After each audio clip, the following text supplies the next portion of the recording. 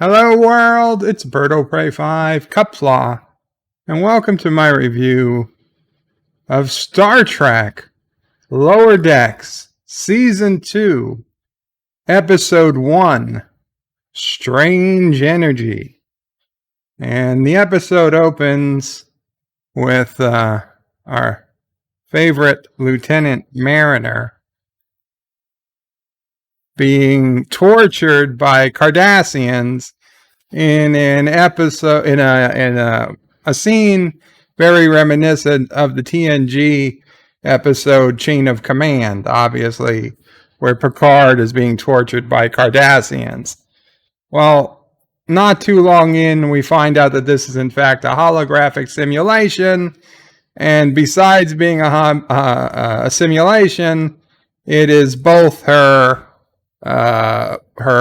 weekly or daily exercise program, and also a means by which she is trying to get some psychological closure on dealing with the fact that Lieutenant Boimler abandoned her. And we're told in the episode text that it was about 3 months ago. In the dialogue, they say it was about 2 months ago. So let's say 2.5 months since the end of season 1. So Boimler's been on the Titan for say 2.5, 3 months, and hasn't been in contact with Mariner at all in all this time. Mariner is trying to deal with it. Anyway, the point is, Boimler is barely in this episode, the real Boimler. He got a little bit of screen time as a hologram, and we won't see him again until the very end of this episode, where there's maybe a single minute of screen time of him on the Titan. So this episode has no Boimler. So the good news, Boimler did not immediately return to the Cerritos, as I feared he would. The bad news is that Boimler is basically not in this episode, so this is a definite Mariner-centric episode, and Mariner is one of the weakest, if not the weakest, of the 4 main Lower Decks crew members. Of course, just a reminder, Mariner, Boimler, who I thought were co-stars, but Mariner has 5 times, 10 times the screen time this episode. And also Ensign Rutherford, the cyborg, who at the end of last season had his cyborg implant and part of his brain ripped out. And Ensign Tendi, the Orion woman, who is also in medical. Now, we get pretty good updates on what they've all been up to. This entire opening scene, though, was all for a joke that fell really flat. That it was, she couldn't stop squatting because it was leg day. There was a joke in there about how Mariner knows they're not supposed to have interpersonal conflicts, but she really can't stand that Andorian Jill who interrupted her holodeck program. The interpersonal conflicts is, of course, a reference to Gene Roddenberry's rule that Starfleet personnel were not supposed to have any type of interpersonal conflicts with each other, which made it very difficult for the writers to create good Trek, because conflict is one of the main stays of good writing. You have to have conflict to get to, to overcome. You have to have some type of conflict. And if none of your main characters have conflict with each other, it was a very hard thing to do as a writer, as a TV script writer. Yet, throughout TOS, TNG, DS9, and Voyager, and Enterprise, they managed to do it. Yeah, you had to bring in aliens, but they could do it. But listen, this series is barely canonical if you want to consider it canonical at all. It's up to you. They throw in a member berry each episode at least. We'll see in a minute. This episode's member berry is going to be Gary Mitchell, which was, of course, from the second pilot of the original series, Where No Man Has Gone Before, which is the least canonical of the TOS series episodes because it takes place before the full crew is even there. It has the Enterprise leaving the galaxy, which is ridiculous. I mean, under no logic should the 1701 no bloody A, B, C, or D have ever been able to leave the galaxy, but it did because it was literally the first episode they wrote after The Cage, and they didn't have anything nailed down yet. But whatever. So also what happened at the end of last season, Mariner and her mom, Captain Freeman, decided to work on the same team. So we got an update that for the last 3 months, they have been working on the same team, but neither of them like it. Mariner in private says she can't deal with it, but she knows she's doing it to keep her mom happy. And Mariner's mom can't deal with Mariner always wanting so much control, but she's continuing to do it because she's the cool mother. So they both hate it, but neither one of them has talked to the other to tell them how they truly feel, which is a thing that actually happens in families. I've witnessed it firsthand. So we do get a pretty good update as to what's been going on. Rutherford has his implant back, but because he lost part of his brain, he's changed his opinions on some things. And Tendi's going crazy right now because he's dating a girl he dated last season. He's dated the Trill girl, who I forget her name, but things were going pretty good until she didn't understand why a red alert didn't override some safety protocol. And he's like, I had to dump her. She didn't understand. Tendi understood. Tendi's in love with Rutherford, but of course doesn't tell him this. But Tendi is now very upset because Rutherford is A, eating pears, which he used to hate, and 2, dating this girl who he used to dislike. So Tendi has convinced herself that Rutherford has some very crazy brain abnormality, very rare condition due to having his implant put back in, and she feels that she's got to save his life, otherwise his brain is going to liquefy and drain out his nose. Meanwhile, Mariner went down to, they're doing a second contact. Mariner decided she's going to clean up this dirty city so that the people on the planet will start cleaning up themselves. Of course, Mariner accidentally cleaned the building that turns out to have some type of sundial on top that starts causing strange energy. And Ransom, who's in command of the away team, had told her not to do it, but she did it anyway. And now Ransom gets hit with the strange energy. And he wakes up. Stevens is like worshiping at the altar of Ransom this whole episode. I don't remember him being such a suck up, but maybe he was. The cat doctor's there. So they're like, what strange energy? And so this is where we get our Gary Mitchell member berry. The doctor knows about the Gary Mitchell encounter, and it's like things can get real ugly real fast. Anyway, Ransom says he's fine, but then of course his eyes start glowing and he starts hovering, and we have this issue where Ransom is going to end up attacking the ship. And of course, there's going to be this big back and forth between Mariner and her mom on the right way of actually stopping this.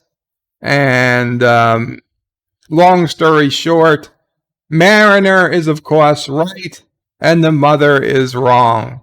The experienced captain is wrong, and the daughter, who I guess has some practical experience, just so happens to turn out to be right again.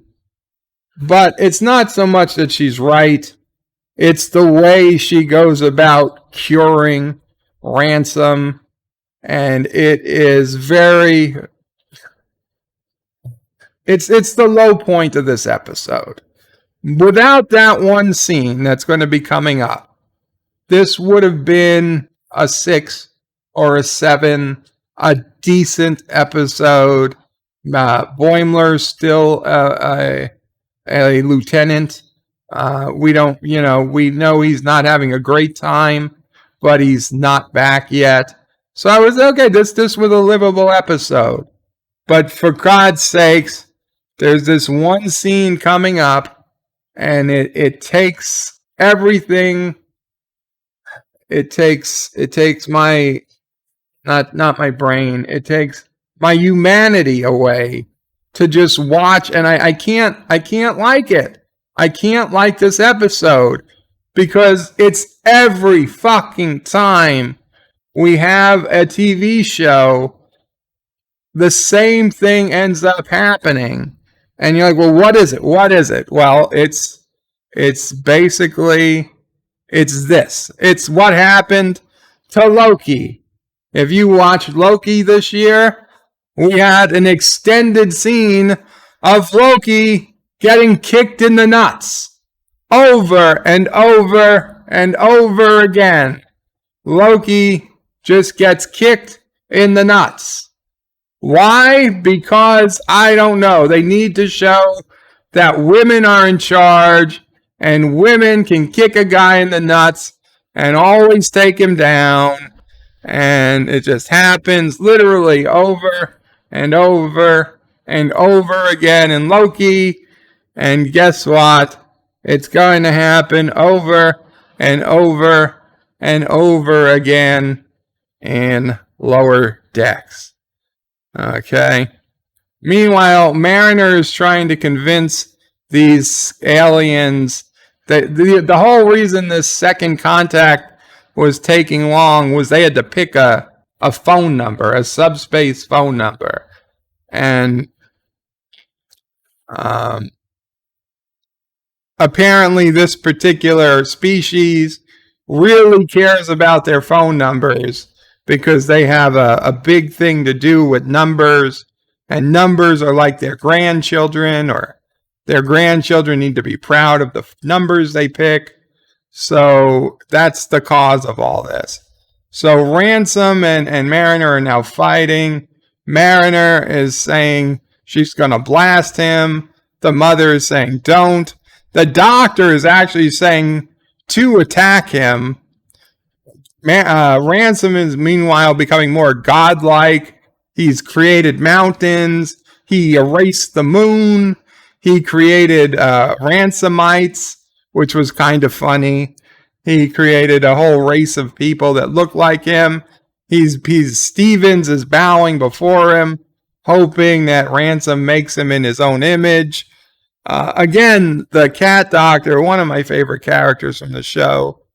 So, and they're like, this is like Gary Mitchell, and Ransom says Gary Mitchell was an ant, and he is a lion. So he's way more powerful than Gary Mitchell. The B plot, meanwhile, Rutherford is dating the Trill woman again. The Trill woman saying, oh, the older sister got a symbiont, and no, the sister just keeps bringing up, once you have a symbiont, all you do is bring up the fact you have a symbiont. We get it. We know you got a symbiont. You can shut up about it. So she actually invites Rutherford to go swimming in cetacean, which is another plot carried over a joke plot carried over from TNG that there's dolphins on board. So Tendi is trying to shoot him, trying to save his brain. She's also insanely jealous. She's chasing him all around the ship. Rutherford is like, I can go swimming with you now. She's like, no, come back when you're cured. Tendi is trying to get to his brain. She's like, whatever. He's like, LSD. He's like, no, it's not LSD. It's SMD you have. Now Tendi is saying she's got to freeze his brain and pull it out of his skull and cut out the parasites or something. It's ridiculous. We've got Ransom's head headed to the ship. That's kind of funny. Captain, there's a giant head approaching the ship. That was a little funny. So the doctor tells Mariner to tell the mother to shoot it with a phaser. The phaser just makes it stronger. Meanwhile, his body is still on the planet. His headless body is still on the planet, turning everything into a gym. He's changing the entire planet into a gym. So there we go. Mariner's telling the mother to shoot the phasers, and now the head just got stronger. He's like, the phasers make me stronger. Now he's even stronger. So he's like, we gave him more power. Well, no, who cares? Who cares? Now she finally opens the channel and says, why are you doing this? Stand down. And he's like, I used to be your favorite. Now it's your daughter. And she's like, well, you can work with us too. And he's like, that pisses him off. And obviously, the right answer, Mom, was to say, we won't have Mariner do this anymore. But whatever. Rutherford has to activate a force field to save himself. Like, Tendi is legit crazy. Tendi was always nuts last season, but this season she's dialed up to 11. She's homicidal. Honestly, it hurts the Tendi character, long run, I think, to see her go so nuts. We didn't see that last year. We saw her a little crazy. Don't get me wrong. She created that weird dog. But this time she's like literally would murder Rutherford over jealousy. And that's pretty hard to accept as a change in her character.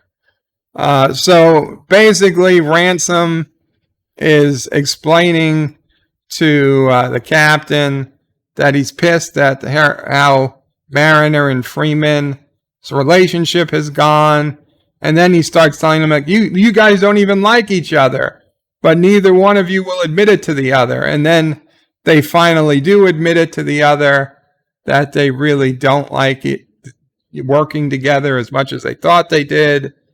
And that doesn't solve the problem. I already told you what solves the problem. Mariner just keeps repeatedly kicking the headless body of Ransom in the nuts over and over and over again. And that eventually brings his head back down to the planet. And, solves the problem for the day. Then the next problem is the episode's over and we just go and we're like, well, what happened to Boimler? And they talk about, Boimler probably doesn't even care about us. He's probably having so much fun. He's got a giant room. I bet he doesn't even think about us anymore. And then, of course, we finally get our maybe 1 minute of airtime on the Titan. And it's the scene we've all seen already where Riker says, there's too much whatever, and it's a jazz term, and I don't know what the fuck he's saying. Riker never spoke like that on TNG, but okay. Boimler's like, what does that even mean? Anyway, they're being attacked by Pakleds. which is kind of stupid that the Titan has to run from Packlet ships, but whatever. Bottom line is that the episode ends with the Titan going through an anomaly, and they turn into some type of fluid, and that's where the episode ends, kind of on a cliffhanger. I don't know if the Titan's going to make it through this anomaly okay. I don't know if it's going to throw them back in time. I don't know what's going to happen, but it's pretty clear that Boimler will be back sooner than later. Boimler is not loving the Titan. So here we go. So Mariner, there it is. There's the first kick of many. And Mariner tells the mother that she had to solve the problem her own way. She had to take matters into her own feet. And there of course, we have Ransom not only being kicked in the nuts repeatedly, but thanking Mariner for kicking him in the nuts repeatedly, because only Mariner has the foresight and the power to realize that the only way to cure him was repeatedly kicking him in the nuts. Although then the doctor, because at one point Freeman asked, well, how did they kill Gary Mitchell? And the doctor said, Kirk crushed him with a giant boulder. So at one point the doctor says, I'm going to go look for a boulder. So she found the boulder. She crushes Ransom with the boulder. Of course, once he loses his power, all the changes he made magically come undone. And now Ransom's apologizing to the captain. And his friend Stevens is going to read a book to him. And so here is where Mariner and Freeman formally decide they're going to go back to their older relationship, where we're not helping each other. And she can't stand sharing. I don't know, when did it become sharing command? So Freeman says, I can't stand sharing command. That was never supposed to be the deal. But they're putting her in the brig for disobeying a direct order, even though the disobeying of the direct orders would save the ship, which really makes no sense. Don't get me wrong. I think Mariner should be in the brig, but she did save the ship. So why are you putting her in the brig for saving the ship? I don't know. So Mariner says everything's back to normal. The only thing missing is Boimler. And Mariner is finally the one who says, oh, think of all the fun he's having on the Titan. And Tendi's like, yeah, he's having the time of his life. And there we go. There's our 1 minute or so with the Titan. Its shield's at 30%. It looks like this jam says it's got too many licks and not enough tumph. I don't know what the fuck. So they're surrounded by Packlets. Who the fuck cares? They're Packlets. And they're going into the anomaly. Brace for gluonic disruption. And this is it. I believe that is probably the extent we'll see Riker this season. I don't know. If we see him again, it'll literally be for another minute. I highly doubt we have a prolonged episode with Riker like we did last season. That's about it. If not for the repeated nut kicking, I'd give this episode a 7 out of 10. But I'm literally sick to my stomach. There's only so many times you can kick a man in the nuts before he says, no, I've got no more nuts left to kick. And there's only so many times as somebody who watches the series that you can see a man kicked in the nuts before you have to stop and say, no, I can't take this anymore. Okay? It was one thing when Idiocracy did ouch my balls. That was for fun. That wasn't women dominating over men.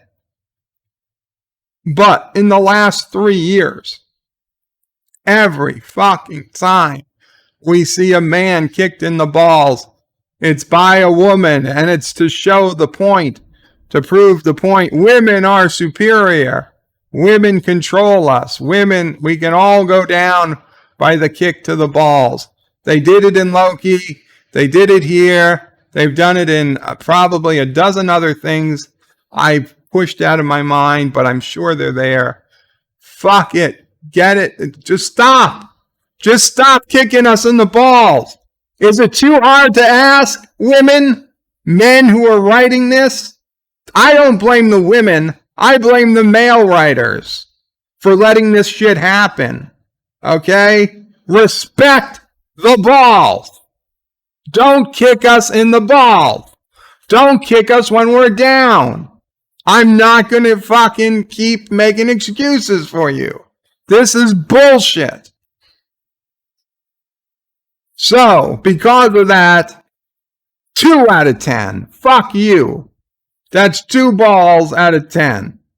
That's all I can rate this. Does it matter? No.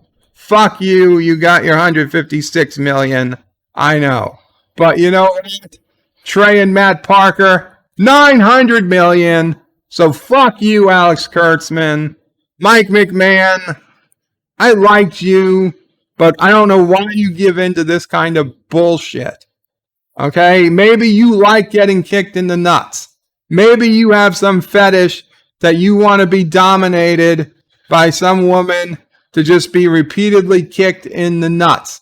I don't know that why men have that fetish, but I've been on a certain website enough to know that there's a whole fucking section of men being kicked in the nuts. I don't watch it, but I know it's there. So, fuck.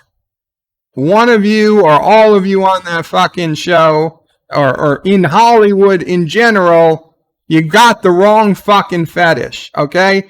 There's a million different fetishes. Pick another fucking fetish, okay? I know you guys do it with the foot fetish. It's God. I know I don't love the foot fetish, but it's better than this. It's better than being kicked in the balls. Maybe you do a little spanking of your own. How about that? How about that? You know, you turn the clock back 10 years. You look like fucking losers. I can't respect you at all. I can't believe that this is a Star Trek review. This is a Star Trek, an animated Star Trek review, and I have to fucking go into being repeatedly kicked in the balls. Could you imagine any other Star Trek series made before 2020 where some character was being repeatedly kicked in the balls? No, you can't. It wouldn't have happened. It wouldn't even be in danger of happening. Okay, even the dumbest writer who ever submitted a script to Paramount, when they had open scripting policies, when you could submit a script, I would bet a big sum of money that in all the crazy scripts Paramount received over all the decade plus that they allowed open scripts to be submitted, not one would have had a scene like we've seen here. Anyway, Lower Decks continues for the next 9 more weeks. Thursdays. Look for my reviews to follow. I hope you enjoy them. If you can watch it without this, if you can watch this without subscribing, even better. If you do have to subscribe, I get it. I do. I'm not going to tell you to boycott them. I can't. As a Star Trek fan, a lifelong Star Trek fan, if they put the Star Trek name on it, I have to watch it. That's just the way it is. And when Prodigy comes along, I'll be giving you reviews on that too. Although, as a kid's show, I surely hope we don't have to deal with the shit we've seen here. With the participation of the province of British Columbia Services Tax Credit, Creative BC, British Columbia. You know what that means? Blame Canada. Qapla.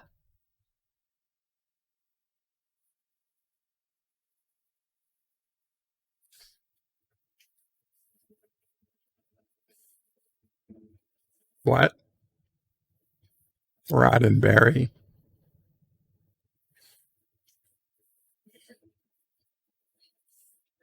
CBS Studios.